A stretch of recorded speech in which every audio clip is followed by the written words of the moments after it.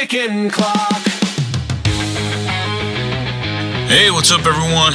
Welcome back to another exciting episode of Hanging Out with Chops. I want to send a special shout out to all you returning listeners and to all you first time listeners. Thank you for stopping by. We do appreciate your support. And thanks for hanging out with us today. Today we're taking a wild ride through the entire history of recording. From wax cylinders that sounded like a ghost trapped in a soup can, maybe a Campbell soup can, all the way to today, where you can auto-tune your cat meowing in perfect pitch. Why am I doing this, some of you may ask? Because every little trick we take for granted in the studio, compression, overdubs, or even just hitting record and undo, had to be invented. Someone out there, usually in a lab coat or puffing on a pipe, said, "Wait, what if we tried this? Hold up. I got an idea. I was thinking, let's try it this way." And boom, a whole new way of making music was born. So let's go back. Let's go back in time. The year 1877. Edison's got crazy sideburns. Electricity was still a novelty. Can you imagine that? Electricity, just a novelty. Something new, like AI. Hey, I don't know this electricity thing's gonna stick around. Nobody's heard of Spotify yet. So here we go, guys. Grab your favorite drink, sit back, relax. You're hanging out with Chops. We're hanging out with Chops. Time just never stops. Answers fade like drops on a broken ticking clock. Alright, the year is 1877. Edison invents the phonograph. It's a wax cylinder, a vibrating diaphragm, a needle, and it cuts grooves in the wax. You can imagine it looked like an empty paper towel roll with a huge horn on it. And at the end of the horn, there was a needle, and the needle basically cut a groove into the wax cylinder. It really wasn't meant for music. It was more meant for dictation. It was basically an early voice memo machine. The significance, though, was it was the first time in history sound could be captured and replayed. The fidelity was terrible. It was horrendous, horrid. Imagine, a kazoo being played inside a trash can. That was basically the sound. And audio engineers, that wasn't even a thing yet. I guess technically the engineer would be like the guy that would say, stand closer to the horn. That was the engineer's job. But the game changer, the performance now, could outlive the performer. Imagine Edison dropping the first wax cylinder demo on SoundCloud now. Everyone's like, yo, who mastered this? Sounds like a lawnmower underwater. And Edison be like, yeah, bro, it's called fidelity. Look it up. Alice Square Oddball, sung by J.W. Myers for the Columbia Phonograph Company of New York and Paris.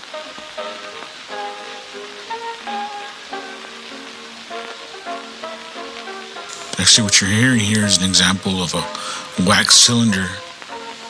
Kind of puts in perspective as far as what it was like. The birds sleeping gently, sweet night. So far, pretty much what we've covered, I would call manual recording. Now, I'm an older cat, so some of you younger cats may not know what I'm talking about, but back in the day, there used to be, before powered steering and before power windows, you actually had to use your muscles to turn the wheel. So your actual muscles would turn the steering wheel, which would in turn turn your tires. This is incredibly hard. If the vehicle was moving, it would be a little bit easier. But if your vehicle was at a standstill and just parked and you try to turn your wheels left or right, you literally had to muscle those wheels to move either direction. Same thing with your windows. You literally had to raise and lower the windows with the muscles of your arms. So to this point, let's think of these wax cylinders recording as manual recording. The air leaves your mouth or leaves the sound hole of a guitar or the bell end of a brass instrument or a woodwind or the key bed of a piano. That vibration floats through the air. It is received by the horn. The horn vibrates, sends that vibration down to the needle. The needle moves, and the sound is captured on the wax cylinder. So for the most part, we're talking about good old-fashioned manual recording. But then we move on. And then along comes Berliner invents flat discs, who looked at Edison's cylinder and said, "Cool idea, Tom, but it's shaped like a toilet paper roll. Let's flatten things out." He invents the flat disc record. The gramophone. Nope, not grandma. The gramophone. This was huge because discs were easier to mass produce. Suddenly you didn't have to carve 100 wax candles to sell 100 copies. You could press records like you press pancakes. This made recorded music explode in popularity. For the first time, music was a product, and so was engineering. Even back then, the engineer was just a guy yelling at the tuba player to move closer to the horn. And here's where we circle back to what I said earlier.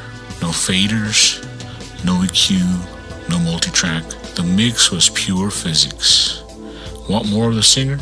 You shove him closer to the horn. Drummer too loud?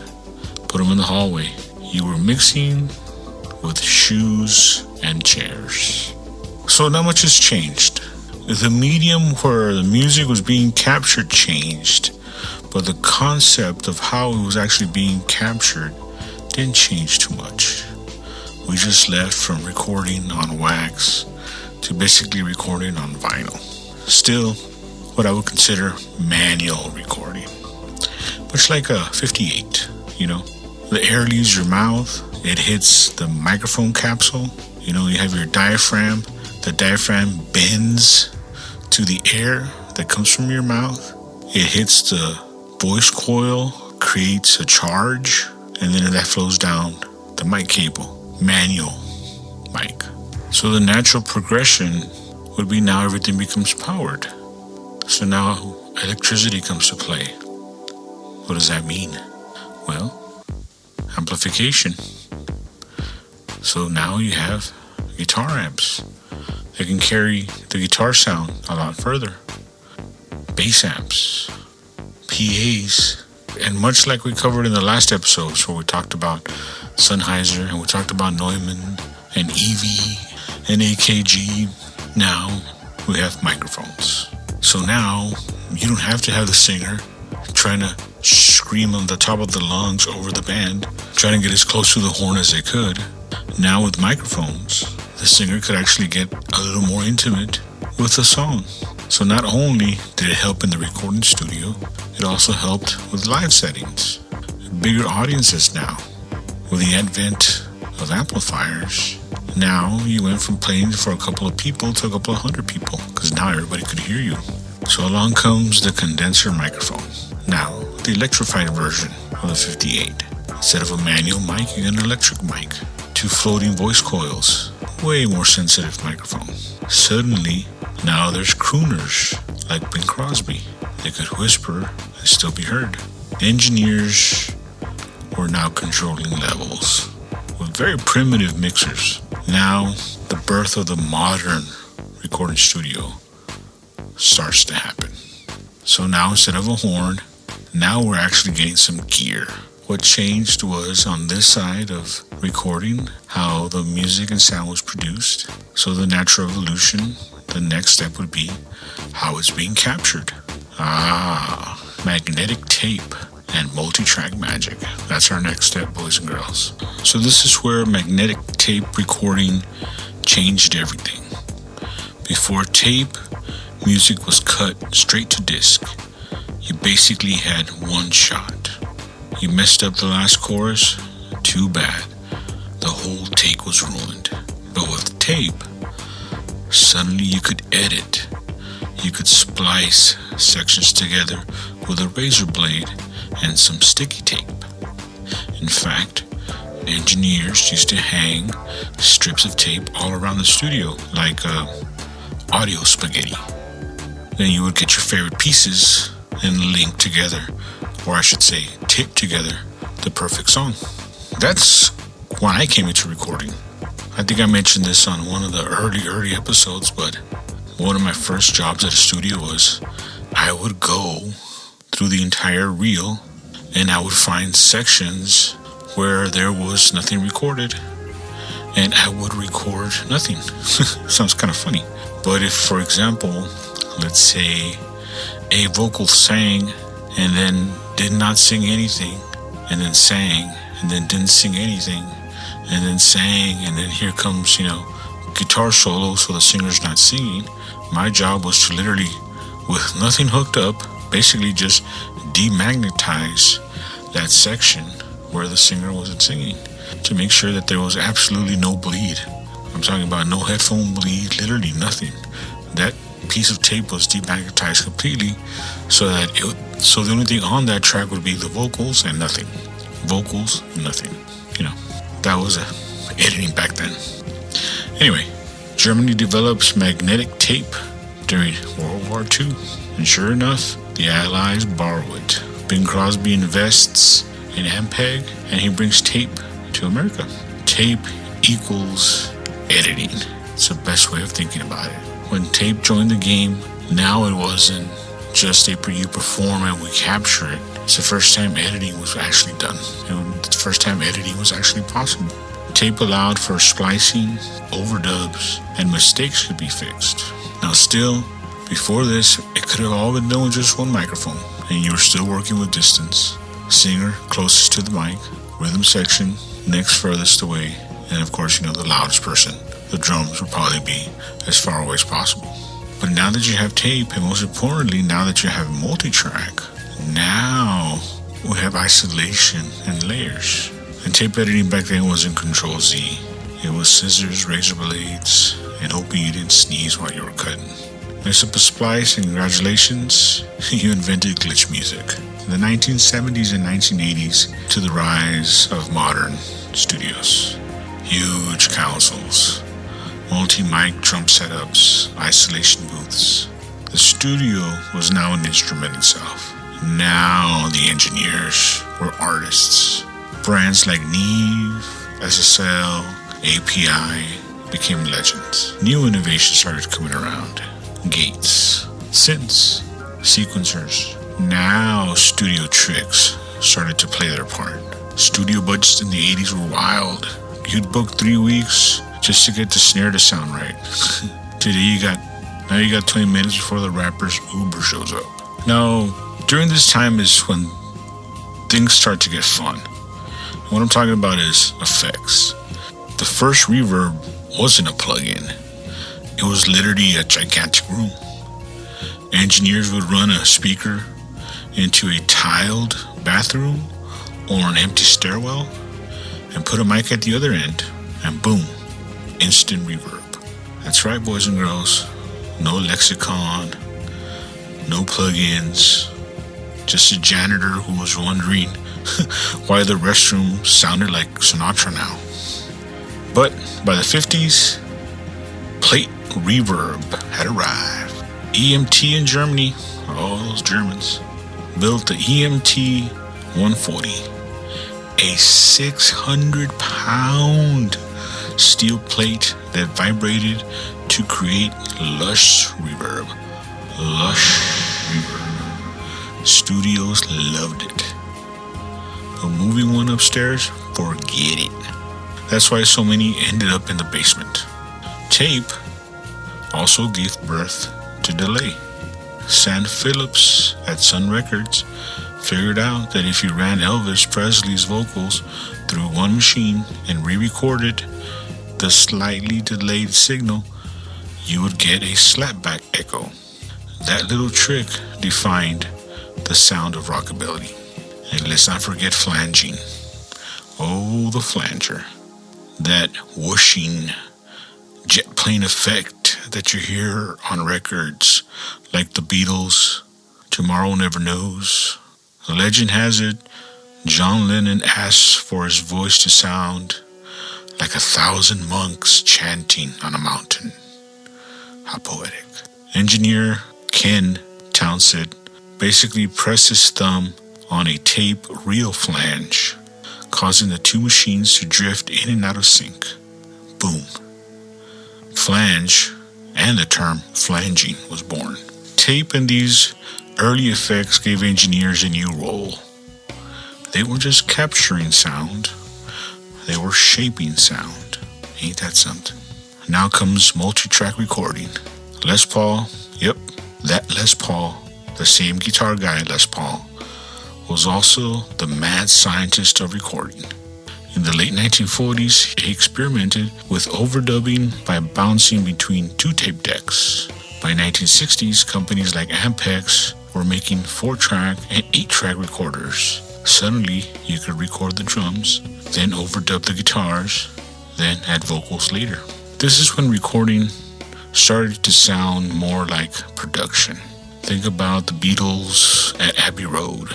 Sgt. Pepper's wasn't 4 guys playing in a room anymore. It was tape loops, backwards guitar, very speed vocals, all tricks made possible by multi-track tape. And the effects got even wilder.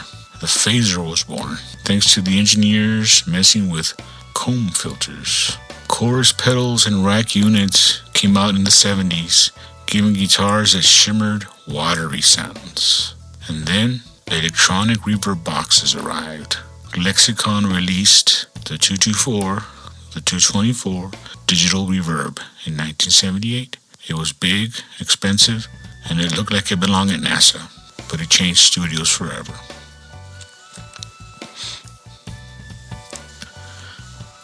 Now let's talk formats. In the 70s, vinyl ruled the consumer market, but in the studio, 2-inch tape machines were king. Machines like the Studer A800 and the Ampex MM1200 recorded 24 tracks on 2-inch tape. These things weighed as much as a refrigerator and cost as much as a house, but they sounded amazing. Engineers still get misty-eyed thinking about tape warmth. It's just tape saturation and hiss, but hey, they used to call it magic. By this point, studios were at their peak. Big budgets, huge mixing consoles, racks of outboard gear. Engineers were rock stars in their own right. This was the analog golden age. The smell of tape, tubes, cigarette smoke filled the control rooms. But here's the catch. Tape was expensive, editing was clunky, and storage was a nightmare. You didn't just save the session. You boxed up the reels and hoped the intern labeled them right. And then we enter the digital age. By the 1980s, the CD hit the market. In 1982 in Japan, 1983 worldwide. People went nuts for the perfect sound forever. Studios, though, were slow to jump. They still love tape. But then Alesis dropped on us the ADAT in 1991. What I still call the original blackface, because there were several versions of the ADATs. There was the original blackfaces, which had a blackface, and there was the Type 2s, which had like a silver face, and then, it evolved into different versions of it. For about $4,000, you could record 8 digital tracks on a VHS tape, link multiple machines together, and suddenly Home studios had 16, 24, and 32 tracks. The big studios freaked out. Now bands could record at home. Oh yeah, I remember I bought my first ADAT machine in college. And when my friends heard that I had bought my first, they were like, oh my God, everybody was blown away. And then I bought the second one. And sometime later, I bought a third one. And then I had 32 tracks at my house. We were losing our minds. And then after that, we all know what happened. Here comes Pro Tools. DigiDesign launched it in 1991 as Sound Tools. And by the mid-90s, it was the industry standard. Now you could cut, paste, loop, pitch, shift. It was a word processor for music. Remember razor blades and tape splicing? Gone. Now, it was Command Z, Command C, Command V, Command D, so on and so forth. Effects were digital too. Companies like Eventide and Lexicon dominated with lush reverbs, harmonizers, and delays. Engineers suddenly had endless options, sometimes too many. Ever scroll through 400 reverb presets and forget about what song you were even working on? Yeah, that's when that all started. Fast forward to around the 2000s. Pro Tools became the studio language. GarageBand and Logic brought recording to laptops. Suddenly, anyone with a MacBook could make a record in their bedroom. You didn't need a $2 million studio anymore. Just a USB interface and some decent headphones. Streaming killed the CD, but digital opened the door to collaborations across continents. You could send Pro Tools sessions to someone in Tokyo. They added a track. You could have it back in Texas by the morning. And now, AI, love it or hate it, it's here. AI can separate vocals from mixes, emulate hardware compression, even generate new music. We're at the same place tape was in the 1940s, on the edge of something huge, with no idea where it's going to end up. But here's the kicker though. All of these shifts, from Edison rolls to AI, the heart of recording hasn't changed. It's still about capturing a performance, telling a story, and making people feel something. The tools change, but the mission stays the same. Well guys, and this is where I leave you for the day, my friends. We've traveled all the way from wax cylinders and echo chambers to AI plugins and laptops that can run more tracks than Abbey Road could have ever dreamed of. Crazy, right? That really blows my mind. It's no matter how many tools we have and how many tools we evolve, it still comes down to our ear, heart, and soul. The gear changes, but the magic doesn't. If you enjoyed hanging out with me today and you learned something new, or maybe just had a laugh or two, here's how you can keep the show going on a little longer. Hit that support the show button, or if you'd like to buy me coffee, hey, for the simple price of a cup of coffee, you could buy me a cup of coffee. And hey, don't forget to follow or subscribe wherever you're listening right now so you don't miss an episode. Share it with a friend. Share it with a friend who geeks out about music history, or maybe with one buddy who still swears vinyl sounds better. You know who you are. Guys, this has been Hanging Out with Chops, and I'm your host, Chops. I'll be back next week with more stories, more sound, and probably way too many bad jokes. Until then, stay curious, stay creative, and as always, stay cool. Catch you on the next one.